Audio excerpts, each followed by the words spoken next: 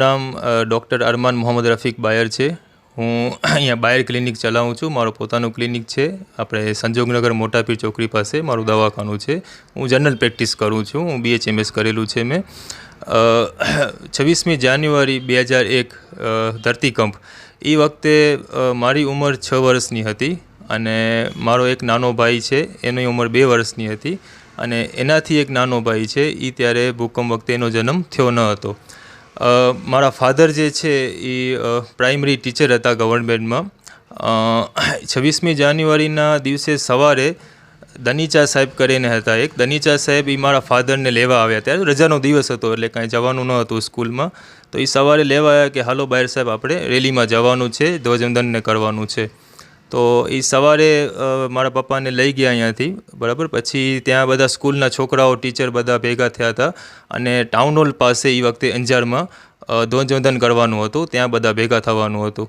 તો 8-8:30 વાગે મારા ફાધર નીકળી ગયા હતા અને જે 8:45 વાગે જે ભૂકંપનો બનાવ બન્યો તો એમાં મારા ફાધર એ ધરતીકંપમાં ટાઉન હોલમાં જે બધા શિક્ષકો, ઘણા બધા છોકરાઓ પણ એમાં આવી ગયા છે. એમાં મારા ફાધર ભૂકંપમાં આવી ગયા, એક્સપાયર થઈ ગયા હતા. ત્યારે હું હતો સાવ નાનો, 6 વર્ષની ઉંમર હતી મારી, બરાબર. હું બીજા ધોરણમાં ભણતો હતો. ત્યારે અમે અંજારમાં જ રહેતા હતા અને જે તે વખતમાં જે રેલી થઈ હતી ત્યારે 26મી જાન્યુઆરીના, ત્યારે જ્યાં આપણા ભુજના, અંજાર ભુજના પ્રસિદ્ધ લેખક માવજી સાહેબ મહેશ્વરી એ પણ એમની સાથે હતા. એ પણ મારા ફાધરના મિત્ર થાય અને એ રેલીમાં એમની સાથે હતા. એ થોડાક આગળ હતા અને એ મારા ફાધરને એ બધા પાછળ હતા. તો જે રીતે ભૂકંપ થયો અને મારા ફાધર એમાં એક્સપાયર થઈ ગયા. હવે ભૂકંપ પછી અને અત્યાર સુધીની જે સ્થિતિ છે એ હું કેવી રીતે ડૉક્ટર બન્યો, કેવી રીતે આગળ વધ્યો, એ સમજી લો કે આ બધી વસ્તુ પોસિબલ બની છે તો એક ખાલી મારી માના હિસાબે બની છે. મારા જે મમ્મી છે એ એમણે આખી જિંદગી ભોગ દીધું છે, સ્ટ્રગલ કર્યું છે, અમારા પાછળ મહેનત કરી છે.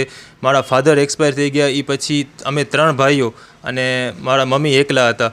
અમે એકલા જ રહેતા હતા અને એકલા પોતાનું ગુજરાન ચલાવતા હતા. મારા ફાધર ગવર્મેન્ટ ટીચર હતા એટલે એમનું જે તે વખતે પેન્શન એમને 4-1 હજાર જેવું પેન્શન આવતું હતું. એમાંથી અમે ઘર ચલાવતા હતા અને સમજી લો કે અમે અંજારમાં રહેતા હતા ત્યારે મારી ઉંમર 14 વર્ષની હતી ત્યારે અમે અહીંયા ભુજમાં શિફ્ટ થઈ ગયા હતા. ભુજમાં આવીને પછી અમે શરૂઆતમાં તો મારા નાનીના મકાનમાં અમે રહેતા હતા. અમારી પાસે ઘર નહોતું રહેવા માટે.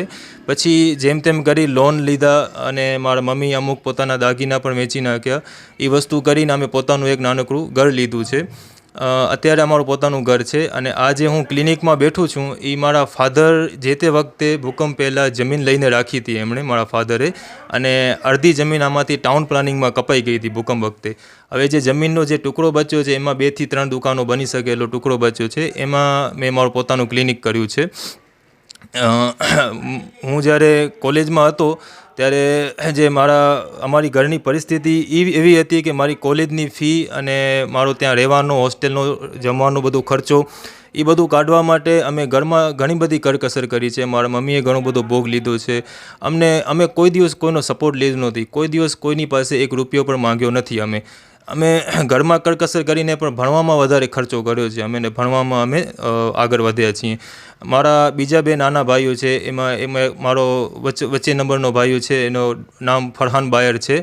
એ મેકેનિકલ એન્જિનિયર છે અને સૌથી નાનો ભાઈ જે ભૂકંપ વખતે જે મારા માના પેટમાં હતો, જે જન્મ પણ નહોતો થયો એનો, એ અત્યારે ડૉક્ટર છે મારી જેમ. એનું નામ ડૉક્ટર જુનેદ મોહમ્મદ રફીક બાયર છે. એ અત્યારે એકોર્ડ હોસ્પિટલમાં એઝ અ મેડિકલ ઓફિસર તરીકે કામ કરે છે. મેં મારું ક્લિનિક કર્યું તેને પણ 4 વર્ષ થઈ ગયા છે અને હું છેલ્લા 7-8 વર્ષથી હું હોસ્પિટલમાં પણ મેં કામ કરેલું છે. ભુજની લેવા પટેલ હોસ્પિટલમાં મેં કામ કરેલું છે. ભુજની વાઇબલ હોસ્પિટલમાં પણ મેં કામ કરેલું છે. અને આ બધું જે ક્રેડિટ છે એ બસ મારા મમ્મીને જ હું મોકલું છું કે મારા મમ્મીના હિસાબે જ અમે 3 ભાઈઓ આટલે આગળ વધ્યા છીએ. અને અમારી લાઈફમાં જે સ્ટ્રગલ છે એ ફેસ કરીને આ જે મુકામે પહોંચ્યા છીએ, હું અલ્લાહના એહસાન માનું છું, અલ્લાહનો કરોડો અબજો એહસાન માનું છું અને મારા માના એહસાન માનું છું કે અલ્લાહે મને મારી એવી માં આપી કે જેના હિસાબે અમે આ પરિસ્થિતિમાંથી આગળ વધ્યા અને અમે જે તે આ મુકામે પહોંચ્યા છીએ. બસ